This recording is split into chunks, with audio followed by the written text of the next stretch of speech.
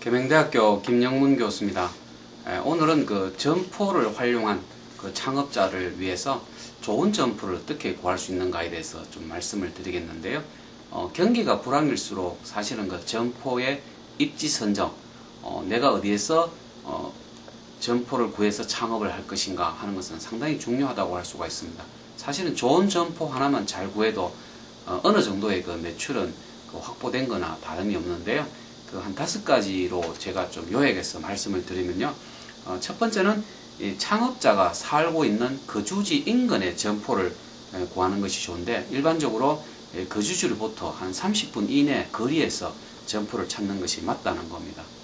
사실은 창업자가 살고 있는 거주지에서는 그 주변이나 이 교통에 대해서 상당히 잘 알고 있죠. 그리고 어떤 입지나 어떤 상권의 특성을 이미 잘 알고 있다는 것입니다. 쉽게 말씀드리면 본인이 좀 잘 알고 있는 지역, 본인이 살고 있는 그 지역을 본인이 가장 잘 알게 되는 것입니다. 그래서 이 낯선 곳에서 점포를 구하기보다는 본인이 살고 있는 지역, 적어도 이 30분 이내의 거리에서 이 점포를 구하는 것이 가장 좋은 방법이 아닌가, 이런 생각을 합니다. 참고로 저 같은 경우는 대구에서 이렇게 살고 있기 때문에 뭐 울산이라든지 경주라든지 아니면 부산이라든지 서울이라든지 그런 지역에 대해서는 그 지역의 어떤 특성, 교통이라든지 인구, 통행수 이런 것에 대해서 전혀 알 수가 없지 않습니까? 그렇게 되면 이 점포를 구하는 단계에서부터 큰 실수를 할 수도 있다는 것이죠. 자, 두 번째는 과연 업종의 어떤 유리한 입지를 잘 선택해야 되는데, 이 점포가 위치하고 있는 그 지역 입지하고 내 업종하고 어떤 좀 궁합이 잘 맞아야 된다는 겁니다. 예를 들어서 이 학원이 밀집한 지역에 호프집을 차린다면 어떻게 되겠습니까? 그 청소년들이 이 호프집을 과연 많이 이용할 것인가 하는 이런 문제. 정말해서 그 입지하고 내가 생각하는 창업이 궁합이 잘 안 맞는다 하는 그런 이야기겠죠. 그래서 이 내가 선택한 아이템, 그리고 그 지역에 살고 있는 고객층, 그 지역에 주로 이렇게 다니는 고객층하고 과연 적합한가, 이런 것들을 한번 살펴볼 필요가 있다는 것이죠. 자, 세 번째는 그 창업 자금에 좀 무리가 가지 않도록 하는 어떤 적정한 규모의 점포를 구하는 것이 좋은데요.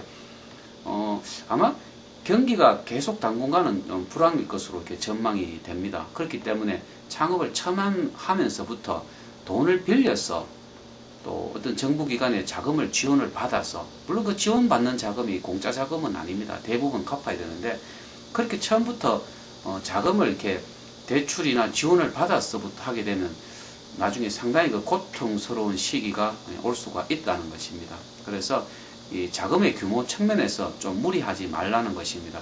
본인이 갖고 있는, 사실은 내가 꼭 창업을 처음 할 때는 내가 갖고 있는 자금의 전부를 사용해도 곤란하죠. 실패의 가능성을 염두에 두고 여유자금을 어느 정도 보유해 두는 것이 맞다고 할 수가 있죠.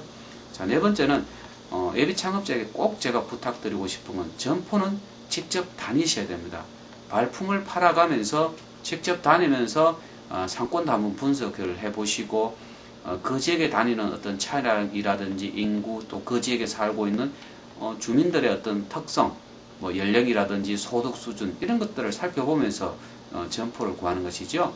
이 점포는 이런 뭐 부동산 중개사라든지 이런 데만 의뢰해서 구하면 상당히 그 곤란하다는 겁니다. 그렇기 때문에 이 점포를 직접 구할 때는 이 상권에 대한 분석, 상권 분석에 대한 이해를 좀 한 다음에 점포를 직접 이렇게 찾아다니는 것이 맞다는 것이죠.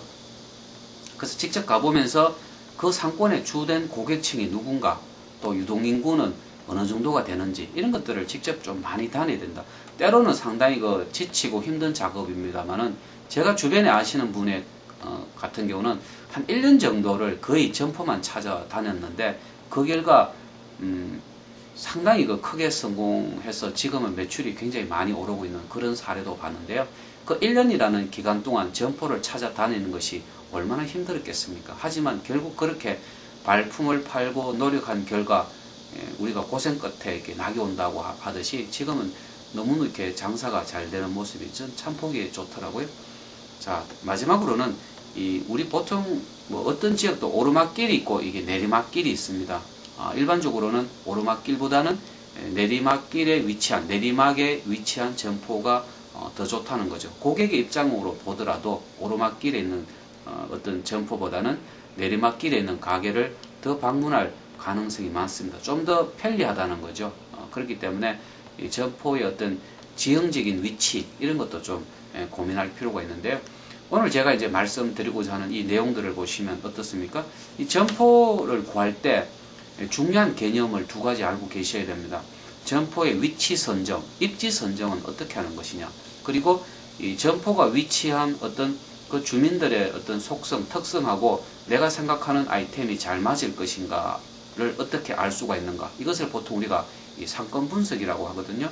그렇기 때문에 이 점포를 가지고 창업을 하실 분들은 입지 선정과 상권 분석에 대한 공부를 조금 하신 후에 직접 발품을 팔아가면서 점포를 찾는 것이 성공 창업을 위해서 가장 중요한 것이라고 저는 강조를 드리고 싶습니다. 예, 오늘 이것으로 마치겠습니다. 감사합니다.